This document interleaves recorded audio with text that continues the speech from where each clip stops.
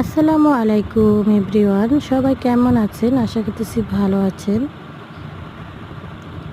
তো এই তো আমি লটারিতে ডিনার সেট পেয়েছি, সেটা আপনাদের সাথে শেয়ার করা হয় নাই, দেখতে থাকুন। আমি কিন্তু কালার দেখে পছন্দ করে তারপর এনেছি। দেখতেই পাচ্ছেন আমি কিন্তু সবুজ ফুল দেখে এনেছি, কারণ এই প্লেটটা আমার খুবই পছন্দ হয়েছে। আমি এরকম টাইপের কিনতে চেয়েছিলাম, যেগুলো আমি মনে মনে ভাবি সেগুলো জানি কিভাবে আমার ঘরে চলে আসে। আল্লাহ নিজ হাতে আমার ঘরে পাঠায় দেয়। আমি আল্লাহর কাছে শুকরিয়া আদায় করি। আলহামদুলিল্লাহ, আলহামদুলিল্লাহ। আমি যেই কোনো জিনিস ভাবি না কেন আমার একদম ঘরের ভিতর চলে আসে। কিভাবে আসে আমি জানি না, যে কোনো মাধ্যমে আমার ঘরে চলে আসে। একান্তই আল্লাহর ইচ্ছা ছাড়া এগুলো হয় না। দেখতেই পাচ্ছেন আমরা কিন্তু চাঁদরাতে ঘুরতে গিয়েছিলাম, আমাদের কিন্তু এসবের কোনো ইচ্ছা ছিল না। আমরা ঘুরতে যেয়ে তারপর কিন্তু এগুলো দেখে কিন্তু লটারি ধরে ফেলি।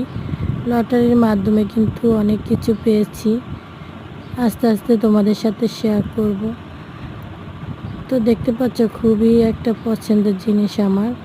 আমার ঘরে কিন্তু ডিনার সেট আরও 2টা আছে। যাই হোক, প্রত্যেকটা মেয়েরই কিন্তু ঘরের জিনিস কেনার স্বপ্ন, শখ বলো যেটা বলো, ওটাই আর কি। কারণ আমারও কিন্তু এইসব কেনার অনেক শখ। আর বিশেষ করে কিন্তু আমি কোনো মার্কেটে যাই নাই এবার, কারণ এমনিতেই নর্মাল 2-3টা জামা নিয়েছি পরার জন্য। কারণ দামি কোনো জামা কাপড় নেই নাই, কারণ দামি কাপড় চোপড় কিনতে গেলে দেখা যায় ঘরের কোনো আসবাবপত্র কেনা যায় না।